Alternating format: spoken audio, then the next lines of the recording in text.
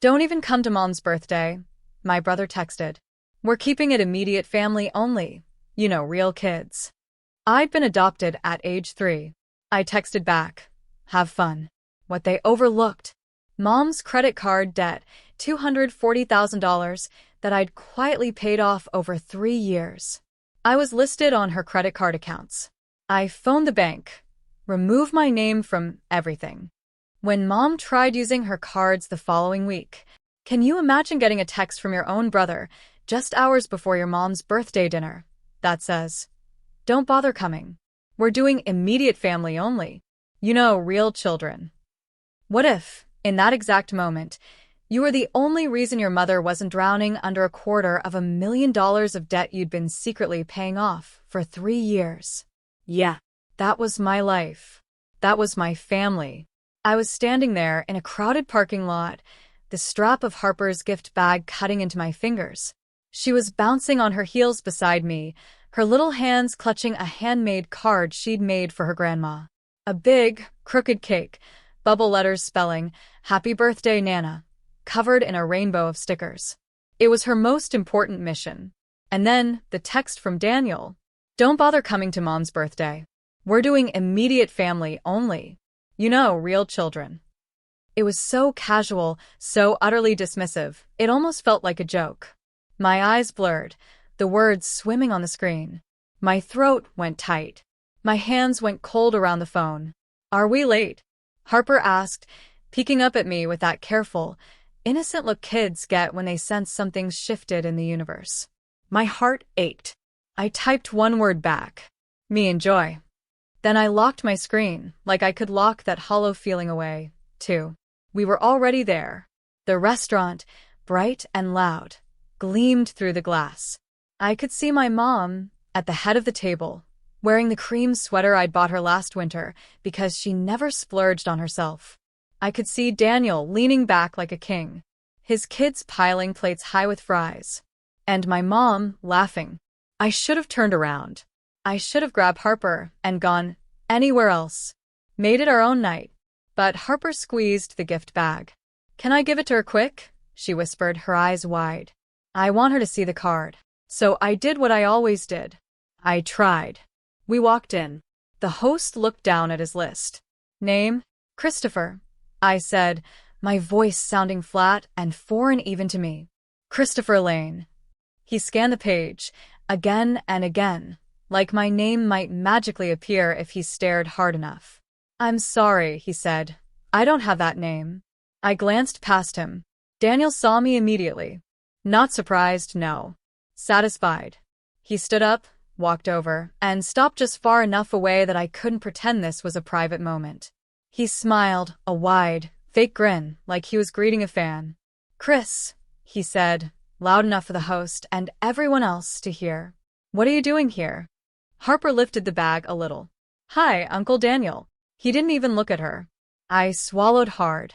Harper just wanted to give Mom her card. Daniel's smile didn't change, but his eyes stayed hard. Yeah, he said still loud. Like I said, immediate family only. Then he nodded down at Harper's hands, like her carefully made card was contraband. You can leave it with the host if you want, he added, a saccharine sweetness coating his words. But we're keeping it small for real family. Harper's face did something I hated seeing more than any tantrum. It wasn't a dramatic cry. It was that quiet collapse. The slow blinking. Her shoulders dipped, like her little body was trying to shrink and disappear. She pulled the gift bag back against her stomach, holding it tight, protecting it. My hands started to shake. Not from rage, not the movie scene fury. From something worse. From humiliation. Because this wasn't new. This was just the first time they'd said it out loud, in public, like it was a normal policy. Like it was a reservation rule. I looked past Daniel and my mom. She saw us. She saw Harper. She saw the card. And she didn't get up. She didn't wave. She didn't even mouth hi. She just lifted her glass, like she was toasting the air, and turned back to her table. Daniel leaned in a little, like he was doing me a favor. Don't make it weird, he murmured. It's her birthday. I nodded once. My body still remembered how to survive my family. Then I took Harper's hand and walked back out. We didn't run. We didn't make a scene. But I heard a couple of people inside glance over, then look away fast, like they didn't want to be involved. Outside, the night felt too cold. Harper tried to be brave. I could tell because her voice got overly cheerful. "It's okay," she chirped. "We can give it to her another time." I opened my car door, then paused. Harper climbed in, buckled herself, small and tidy, like she didn't want to take up space. Then she whispered, "Did I do something wrong?" That was the moment something in me snapped into place. Not rage. Clarity. Because my family loved to act like they were all about tradition and values and togetherness. But the truth was simpler.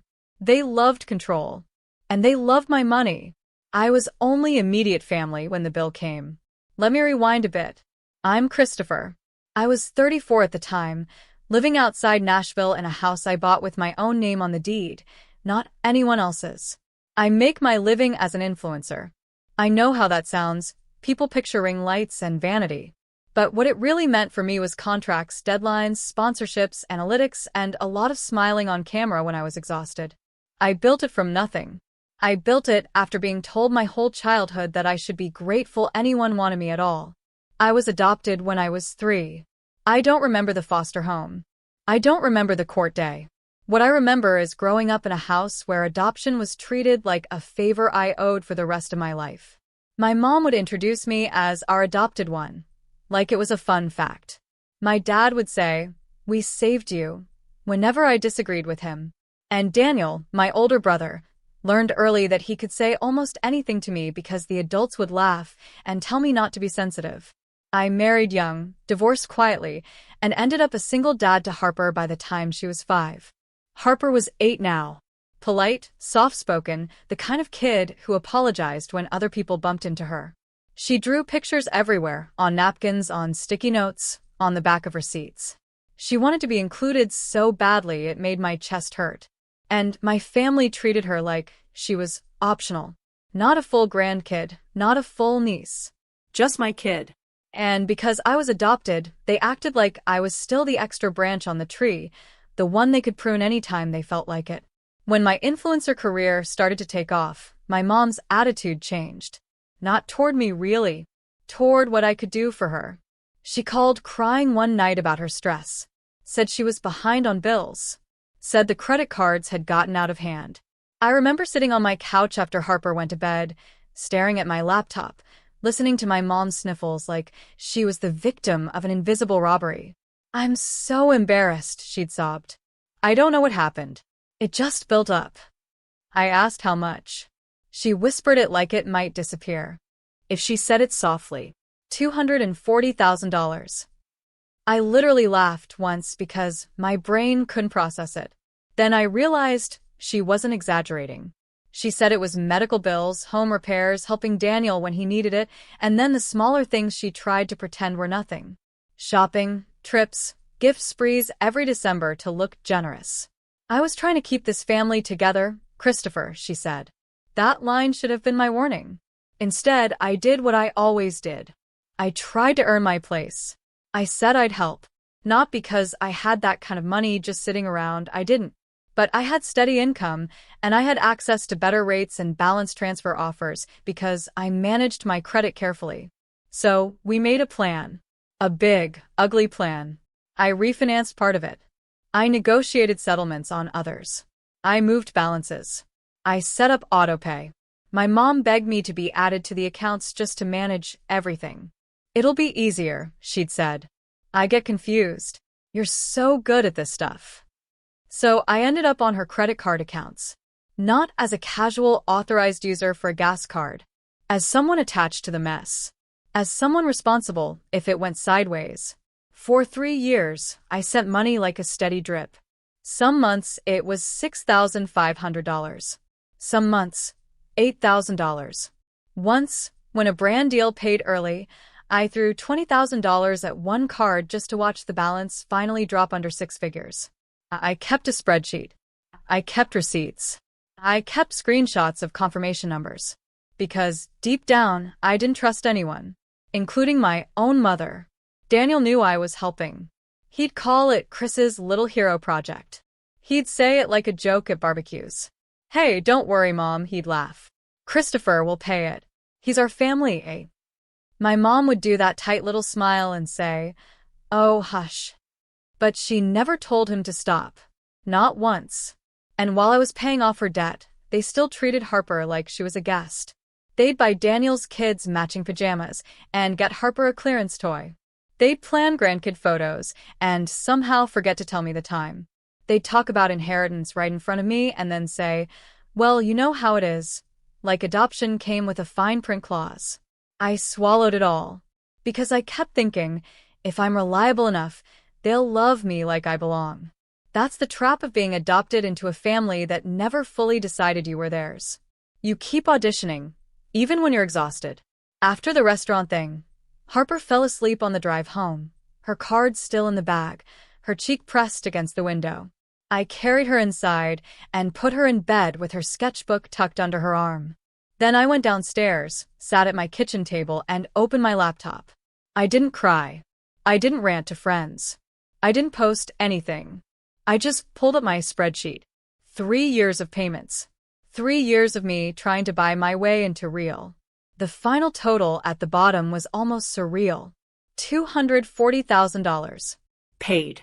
Not promised. Not intended. Paid. I stared at that number and realized something simple. They weren't forgetting I was adopted. They were using it. Real children.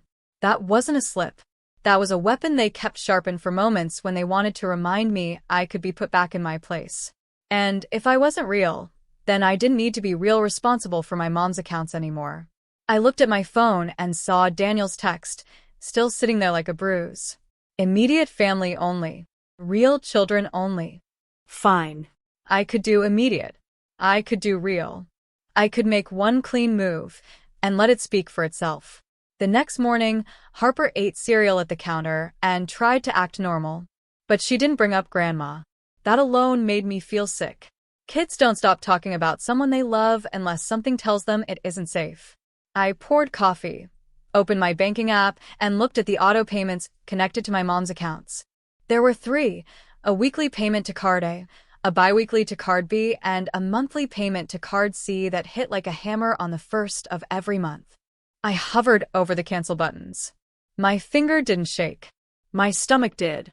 Because a part of me still wanted to believe that if I held the money steady, the love would eventually follow.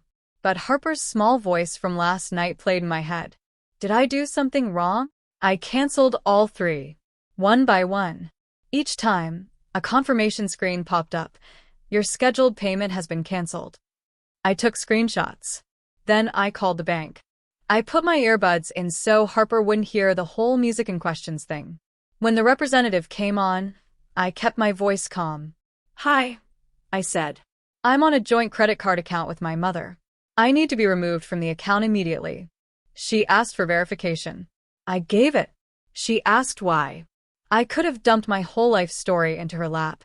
Instead, I said, I'm no longer willing to be financially liable. That was the truth, stripped down to the bones. She put me on a brief hold.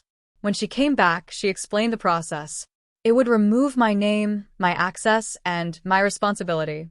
My mom would remain the primary. She'd have to re-verify income for certain limits. Some features would be frozen until updated information was provided. I said, that's fine. The representative asked, are you sure? I looked out my kitchen window at my quiet neighborhood, at the little Christmas lights someone still hadn't taken down, at the normal life I'd built without their approval. And I said, yes. Then she said the words that felt like a door clicking shut. Okay, I'm processing it now. I heard her typing. She said, you will receive an email confirmation. I thanked her. I hung up. A minute later, the email arrived. Account ownership update completed. I stared at it for a long time.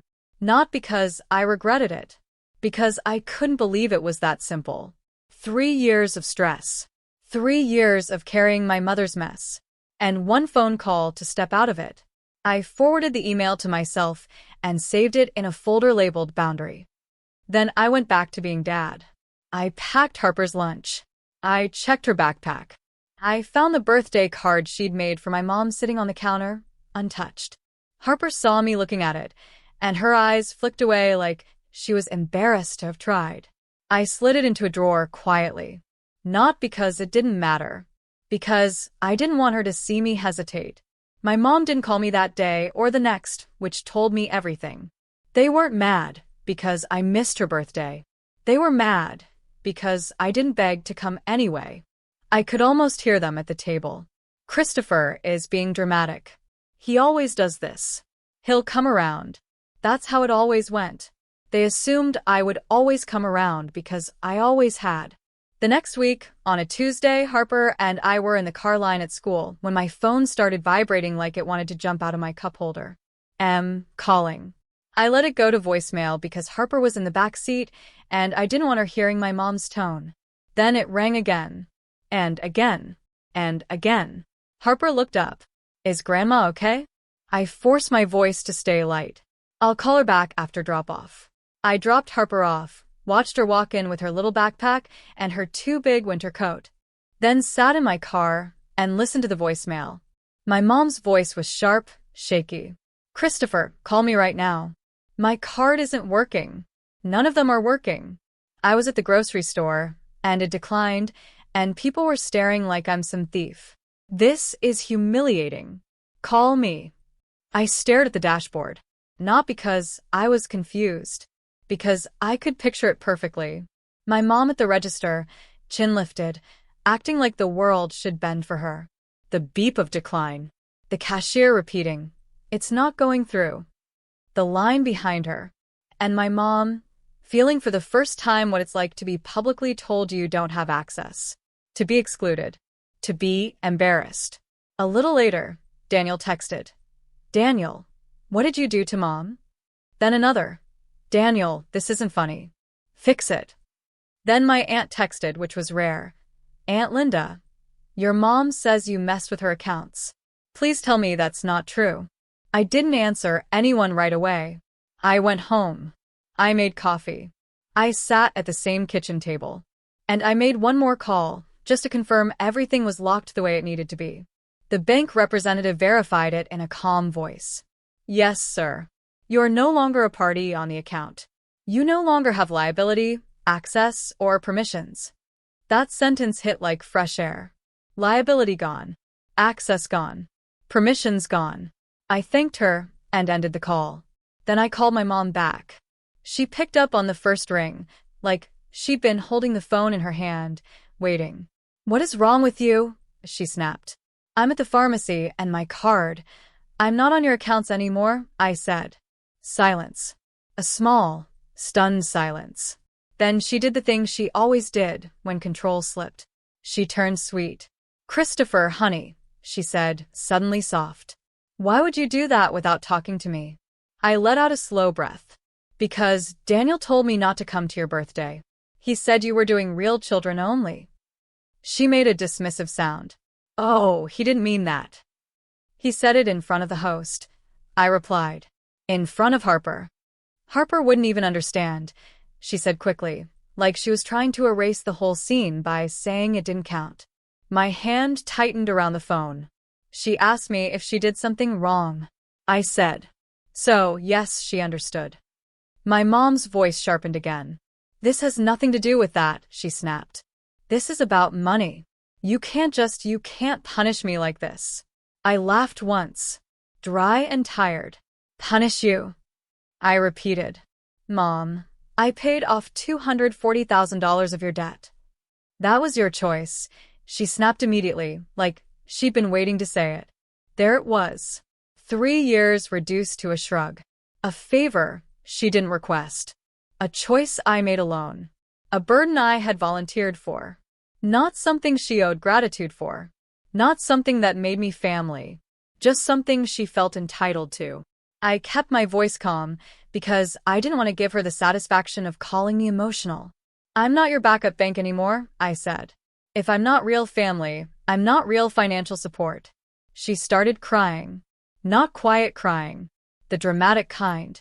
The kind that used to make me cave when I was younger because I hated feeling like I made my mom sad. But this time, all I felt was tired. You're abandoning me, she sobbed. No, I said. I'm protecting my kid. Then she changed tactics. What am I supposed to do now? She demanded. They're going to charge fees. You'll have to call the bank and set up your own payments, I said. You know I don't understand that stuff, she snapped.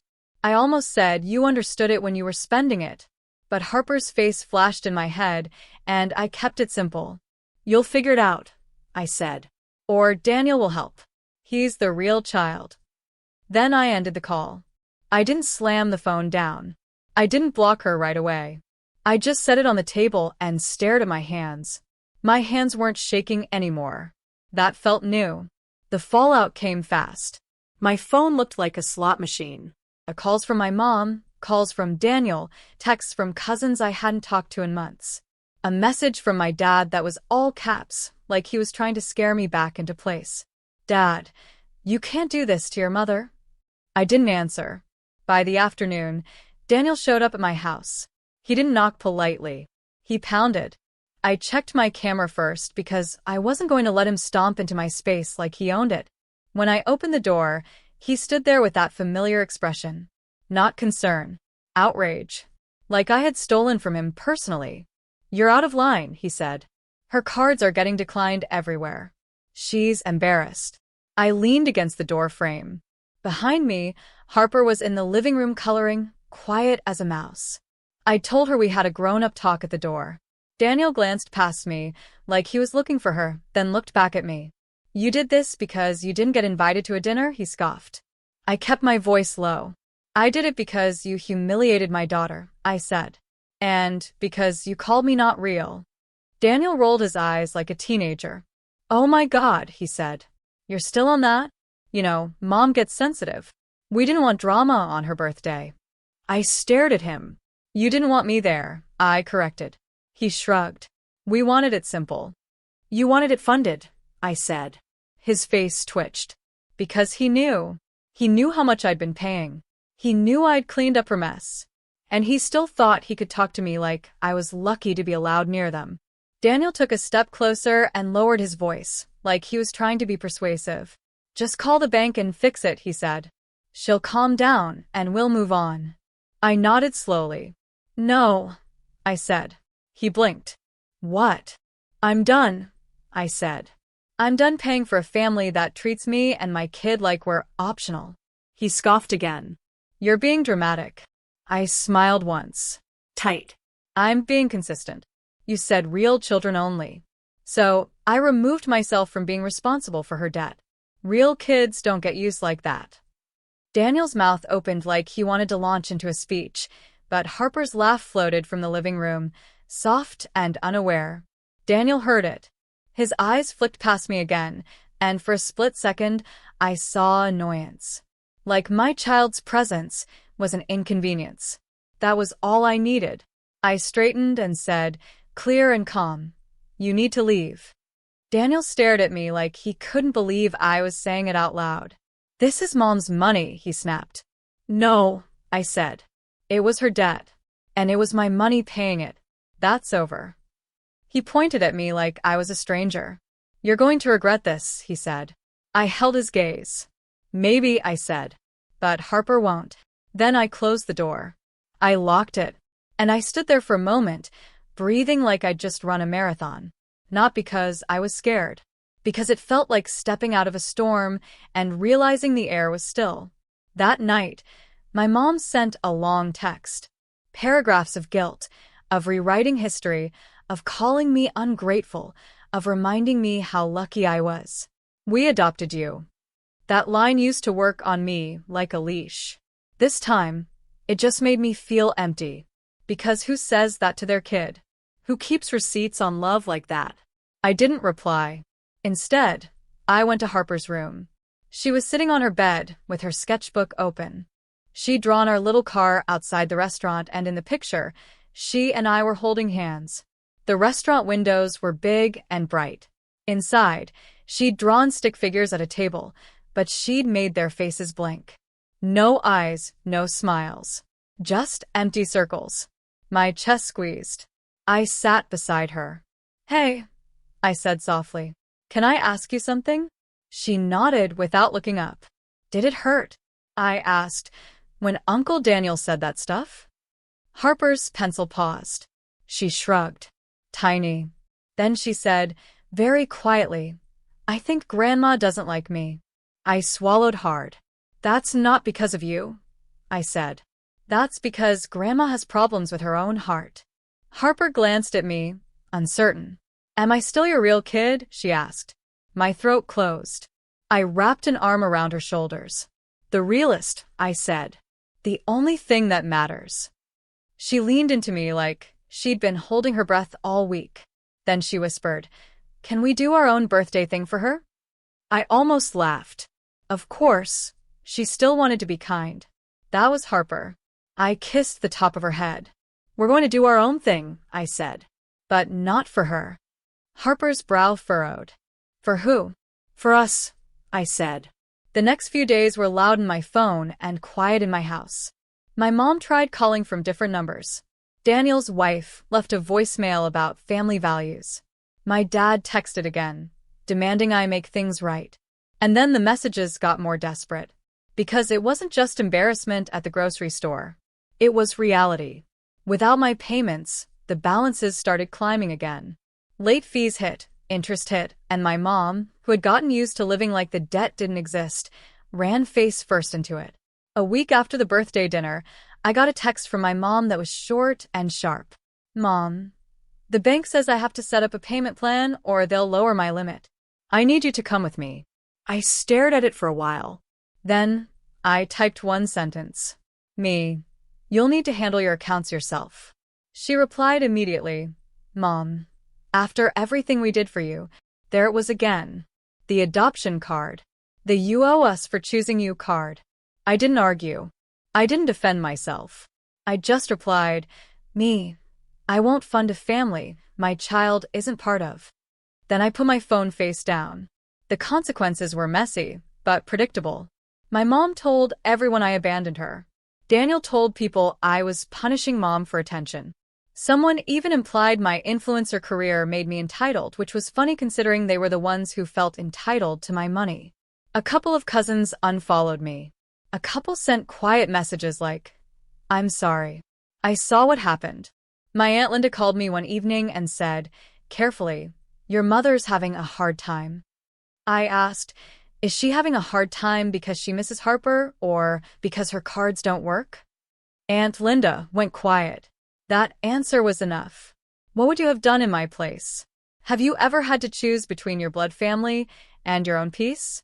Tell me what you think. I really want to know.